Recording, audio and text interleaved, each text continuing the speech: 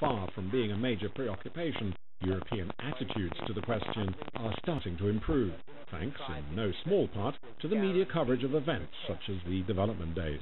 Consequently, there is awareness that development has repercussions for migration, insecurity, and even terrorism. There has never been a better time to make sure every country in the world is a place where people can live and prosper. Young people around the world have their view on how to beat economic underdevelopment. For Rashid Enassiri from Morocco, development, culture, and safeguarding heritage go hand in hand. Rashid argues the case for his Green Mosques project. Aliou Diallo is from Gambia, where the Young Entrepreneurs Association of Gambia is proof that unemployment is not inevitable. Tonight, we shine a light on these two success stories. David Timbiano mapped the two African young leaders for our program Initiative Africa. Dites-nous, pour commencer, can you start by telling us what it means to you to combine culture, development, and action? et les actions. Ça fait plaisir d'être parmi vous. Donc, je fais partie d'une région. It's a pleasure to be with you tonight. I am from a region called Ouardatat in southeast Morocco.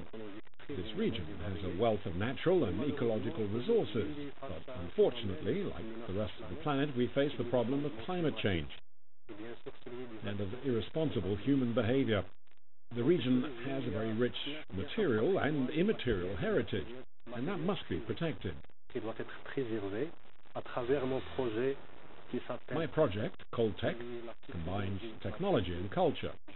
My aim is to preserve the ancestral practices and traditions by using contemporary technological systems and innovations. L'utilisation de certaines technologies actuelles et innovations. Mon projet est basé aussi. My project is based in southeast Morocco, and the objective is to highlight the role played by Berber women. Berber culture is an ancestral component in North Africa, in Algeria and Tunisia, in Siwa in Egypt and Mauritania. There is a huge cultural potential that needs to be protected. Vous parlez aussi de You also talk about green mosques and ecological transition. Pour le mosquée verte, c'est un projet fondé. Well, the idea of green mosques actually originated with the German NGO called GEZ. Quelques mosquées au Maroc avec une consommation énergétique très élevée. We have some mosques in Morocco that use a lot of electricity, and the government decided to implement the project to cut the energy bill. And this has been part of Morocco's energy transition project since 2009.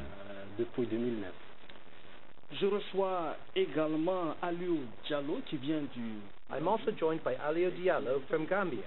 He's a successful entrepreneur. He's going to tell us about the Foundation for Enterprise in Gambia. Pour l'entreprise en Gambie. Donc, Aliou, dites-nous. So, Aliou, tell us more. Par exemple, dans ce panel. Yeah, it's really an interesting part to be here today, because one of the things, the reason why I founded association and also the work we do in terms of entrepreneurship is how young people are unemployed. They need opportunities to actually create jobs for themselves. We've seen recently in Gambia, there's a lot of migration of youth leaving the Gambia to Europe, and most of them are dying in the Mediterranean Sea. Some of them have been jailed in Libya. So these are some of the things that also prompted a lot of actions, and I decided that when we empower people through entrepreneurship, we will create the jobs that are needed to actually empower these young people to have decent livelihood and help their parents and their family members be better off in terms of society. So we founded the Young Entrepreneur Association. Also currently we launched the first business incubator center that actually supported over 42 entrepreneurs. It's called Startup Incubator Gambia, where we take these young entrepreneurs through mentorship programs, training programs, and access to finance, where we help them nurture them to actually grow their businesses to the next level. So we do this because we want to set the basic foundation of an ecosystem where young entrepreneurs can always succeed. Rashid Enassiri du Maroc a une préoccupation. Rashid Enassiri from Morocco has one main concern, and that is to ally climate change and to promote ancestral traditions, Pour assurer une bonne transition. to make sure there's a good climatic transition. Do you include these considerations and parameters in your approach to entrepreneurship? Ces paramètres-là. Absolutely. I think myself, I was a climate advocate for almost 5 years back home before I started my entrepreneurship journey. One of the things that we're really passionate about, because in Gambia, in our incubator program, we have like recycling startups that are actually coming in, you know, the trash that we're throwing around. We have a young entrepreneur that came into the incubator program with just an idea. He wanted to start a business, and then when he came in, we were able to train him. We were able to show him that we do not have the technical skills. We attached him with a program that was teaching them how to recycle products, and when he came back, we gave him an investment, a small investment. It doesn't need to be much, $1,000 or $1,500, that he started to prototype his ideas. Now he's able to use these, he makes cooking stoves, he makes briquettes, you know, for renewable energy and all these things, and he was able to actually win a contract with one of our agricultural projects of $3 million to supply cooking stove all over the region, in the rural communities, and supply the women so that they will not cut down trees. They will use the recycled briquettes to actually, you know, power and cook the food that they cook. Now this is one way of actually fighting climate change. I think climate change is a really interesting topic, especially when it comes to entrepreneurship, and entrepreneurs can actually play a very crucial role in solving the climate problem, because when we apply the entrepreneurship skills and turning problems into solutions through the climate change, we can do a lot. We could go into biogas. We also have an entrepreneur that are into biogas, you know, instead of relying more on fuel and other things. So there's so much more entrepreneurs can help in solving climate change back home. Okay, Rachid et Nasri, dis-nous par rapport Okay, Rashid and Asiri. So following what Alio Diallo has just said, l'entreprise, qu'est-ce qui doit primer? what should take priority, culture or enterprise? Bien sûr, comme il a cité, il y a une obligation. Of course, there is an obligation to train people, the people interested in working in the overlapping fields of culture and climate. There is a lack of training and of technical assistance concerning the question of associating culture and climate, namely our material and immaterial heritage. When you mention the notion of immaterial heritage, let's take a poem, for example. A poem can do more, make a woman aware of certain issues than a political speech could. So I confirm what Alio said about the necessity to make sure technical assistance is available in terms of combining culture and climate initiatives. Indeed, why not set up businesses to do just that?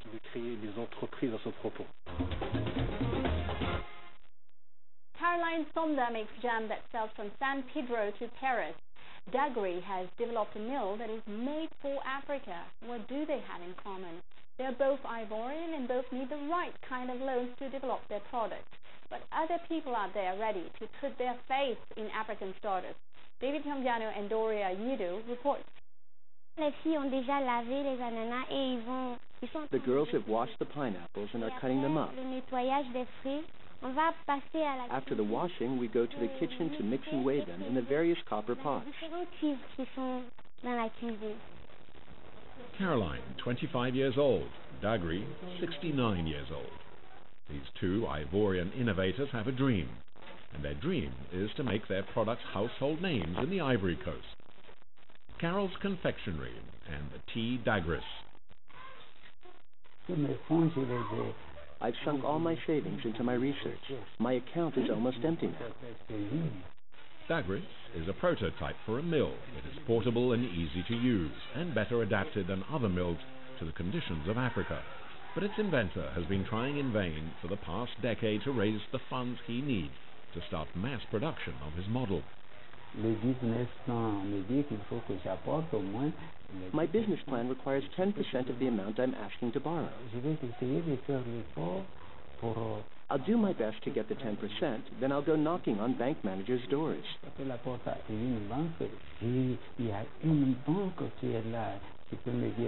If only there was a bank out there to help. They can see my feasibility study, my business plan. They are free to make any remarks they want. And then it would be nice to have the resources to move ahead. That's all. I don't need anything else.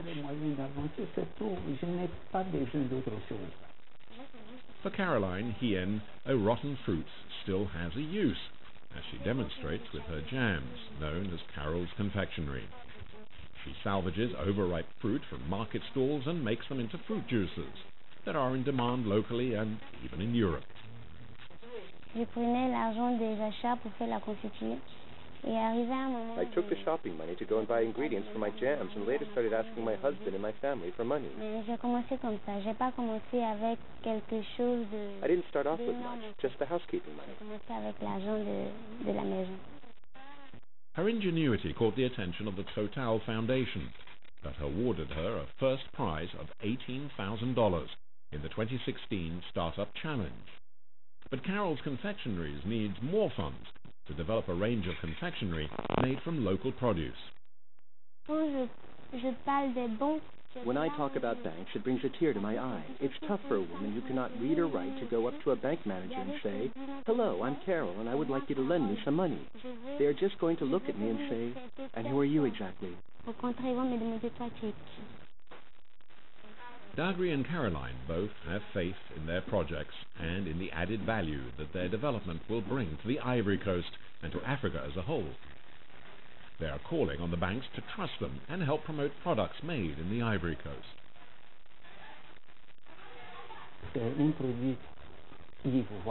This product is made in the Ivory Coast. We should work for our own country. Why sit around waiting for prettily painted imported goods that aren't so good when you look closer? It's terrible to see a design like this go to waste. As time goes by, Dagri is starting to lose hope of ever finding funds to turn his dream into reality. He is not alone in feeling that way. Is the much-awaited industrialization of Africa turning into a pipe dream? It would seem that the bankers have the answer to that question. Investing in the younger generation is a sustainable investment and an investment in a better tomorrow. This is not wishful thinking. Tonight's guests have the results to prove it. With the younger generation increasingly tempted to flee the continent, action needs to be taken to help them find their place. Here's the final part of David Tandiano's feature interview with Rashid Nasseri and Ali Diallo. Vous avez pris la parole dans des panels. You've spoken on panels and forums. You've presented your vision of development. Donnez votre vision du développement. What did you have to say when you took part in these panels? À ces panels-là. Yeah, my message is a very simple one. There's like everybody has equal opportunities. We're talking about inclusive growth with the sustainable development all around since we came back. And one of my messages is that we need to empower young people. We need to help them, give them the right platform. Because if we empower and give opportunities to young people, especially back in Africa, they can actually create jobs for themselves. And they can actually create sustainable enterprises. The success stories I give you is just one person in the millions of people that are actually living in poverty. So if we empower them, if they get that support, if they get that environment to actually create businesses, they will definitely be successful and they will stay home and create more jobs for more people, and there will be a lot of prosperity involved. So my message to young leaders is that we need to invest in young people, we need to create more job opportunities, and we need to look at the employment problem not as a problem but as an opportunity to turn them into entrepreneurs that are going to provide services to the communities. So in short, we'll call on all, because it's not a one-person show.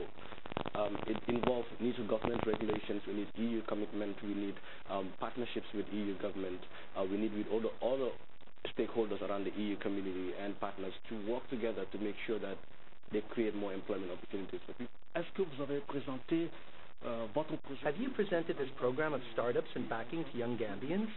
Aux jeunes Gambiens?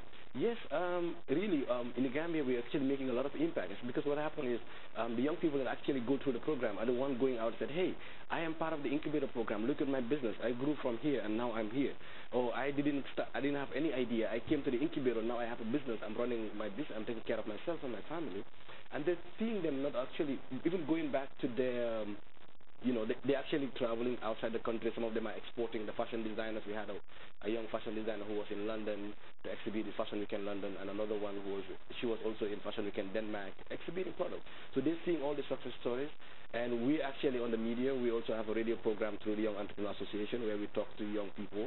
Our team will talk to young people about the success stories we already make in Gambia, that young people didn't have to travel, but they stay in Gambia and make success. Rashid Nasseri, So, Rashid and Nasseri, what was the message you brought to the various panels? Mon message sera que investissement actuellement dans la jeunesse. My message is to call on investments in African youth to build a sustainable tomorrow. a sustainable future. In Africa, and in North Africa in particular, according to the World Bank, 70% of young people like me want to leave their countries and never come home. That's not tolerable. Governments need to take action and encourage these young people. There are people like me right now who are desperate, and that must be changed. The main message I want to get across at the European Development Days is to encourage these youngsters and to build trust between politicians and young people. Only then will we have economically productive towns and cities that do not have social exclusion and that are environmentally sustainable. What type of support do you need? Well, to find funding to develop my personal project and apply it across Morocco.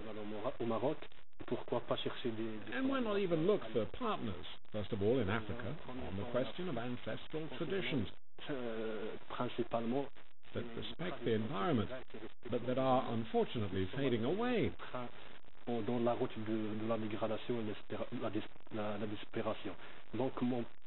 my goal is to find funding and proposals to develop my personal project.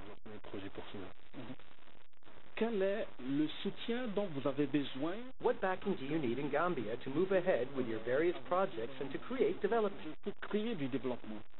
Most of it is the support. The support that we need in Gambia is investments, especially in terms of access to finance for young people. A lot of young people do not have access to finance. Our interest rates are over 26%. Young people can access to loans that are able to do this. The program we have is a small program. We have almost we can only take 20 people for every 6 months. We really need to expand this to be able to take more young entrepreneurs involved and more young people in the country. So we cannot do this without partners in terms of investment able to create it and expand it.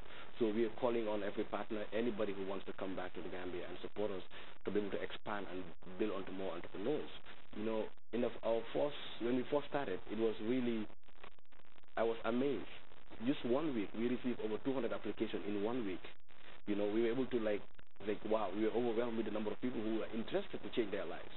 But look, we do not have the capacity to train all those 200 people. We can only train 20 people at a time.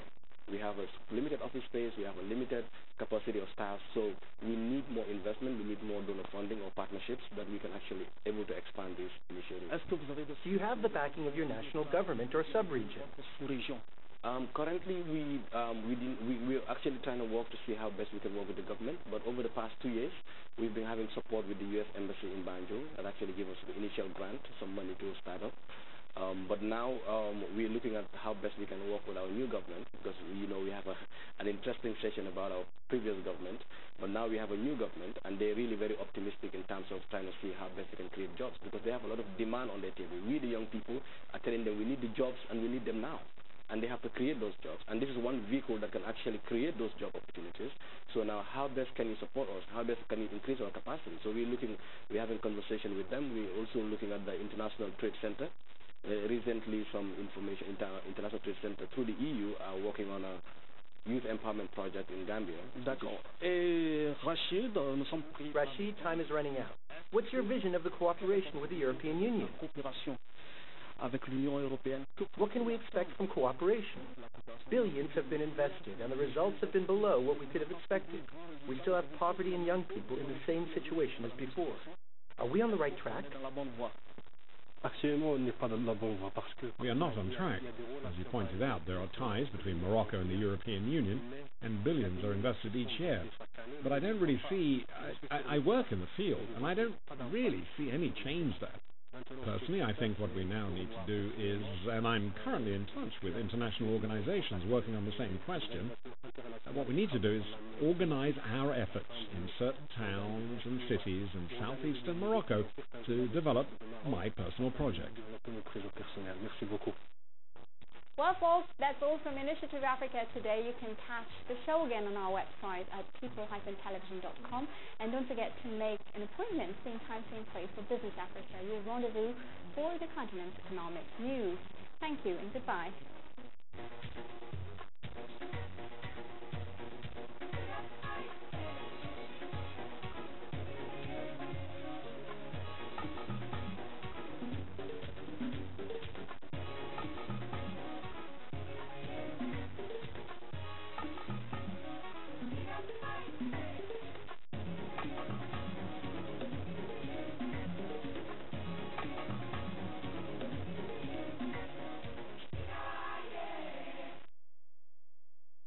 is the Presidential Diary, a weekly radio and television program that brings the presidency much closer to the people.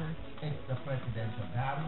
This is the diary that brings to you issues that the President, Dr. Ahmed Solomon, is involved in. It's not just for the local audience of radio and television. It's also for Sierra Leoneans and the international community in the diaspora. Don't forget, it is indeed the Presidential Hour on radio and television. It's the President's Diary that puts into context President Kerma's unprecedented transformation of Sierra Leone through the implementation of various development programs by MDAs and partners. It is a program on local politics, international relations, the economy, peace and democracy, the fight against corruption, and the promotion of transparency and accountability from the President's perspective through his spokesman Abdoulaye Berete. Don't miss it. It's the President's Diary on SLBC TV and radio. Presidential Diary now comes up live every Tuesday at 1 p.m. Repeat broadcast Fridays 10 p.m. Be part of the program Presidential Diary on SLBC TV.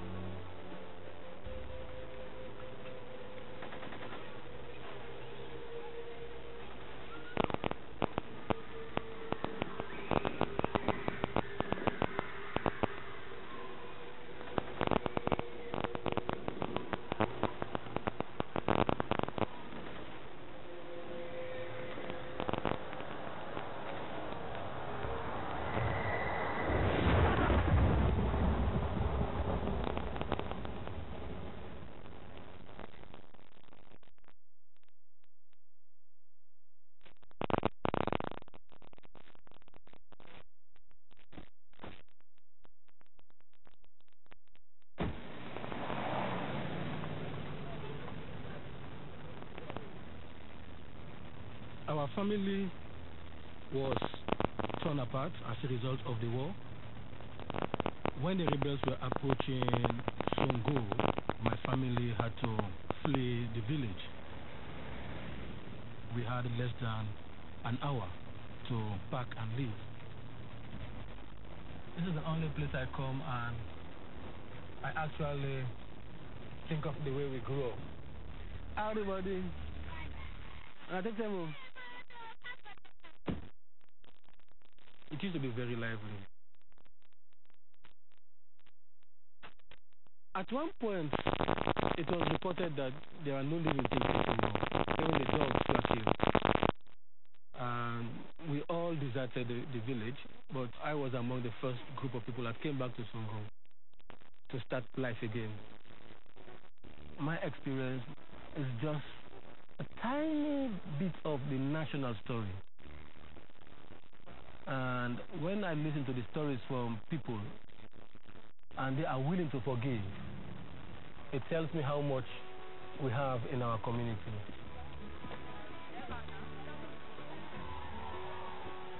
When I was a child, the belief we had was your biological parents, they brought you to the world. But every member of the community has a responsibility for you to grow properly. By our cultural standards, your child is my child. Your father is my father. And that's what it used to be before the war. We have this culture of storytelling in the evening when people sit around the fire to talk about the day's events. And now after the war, everything became different. As a Sierra Leonean, I love Sierra Leone and I want us to go back to where we were before the conflict. But how do we get to that point? At the end of the war, the government issued a statement that everyone should go home and live in their communities. So people live in these communities alongside their offenders, and it was like a bomb waiting to explode.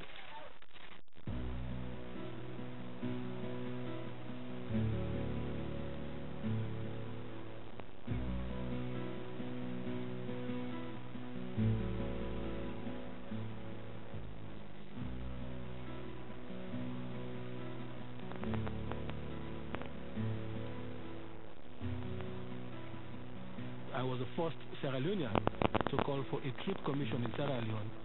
I was concerned that all the parties have blood on their hands, but the idea of sitting together at community level to discuss what went wrong was dismissed quickly by the experts who led the truth commission's process. They dismissed the idea that it has never happened before and it will not succeed. They brought books like comparative studies of 15 truth commissions around the world. Truth commission in Chile, truth commission in South Africa. And they wanted to look at those truth commissions. So the approach was more of the Western concept. As a human rights activist, I was pushing for grassroots truth commissions, because if you offend an individual, you don't just offend the individual, you offend the family, you offend the community. So if you want to know the truth, it's important for the victims, their family members, and the community to be present. So that did not happen during the Truth Commission, which was a big disappointment. If we focus on one district, we spend all our time in that district, we will be able to really have tangible outcomes.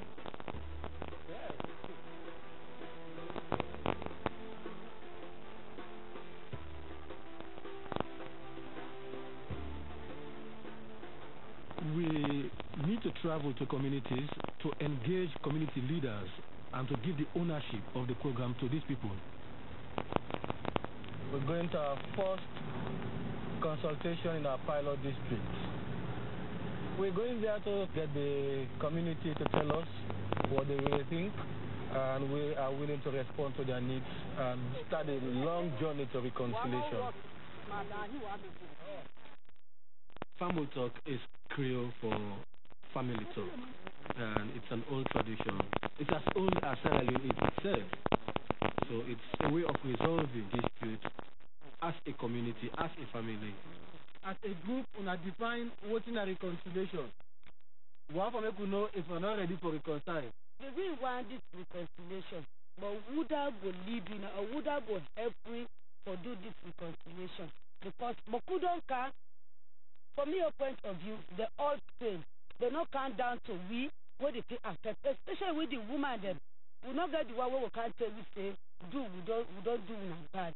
That question we ask if we ready. We're really ready. If Una want that, we're ready for Okutuna. And the whole idea is the ownership. Now Una get permission. You want the perpetrator, where don't you ask? You know they're for nothing. At least you go more this sign of regret. Una willing to accept them? Yeah. Make we send a kind message to them? Yeah. Let them come.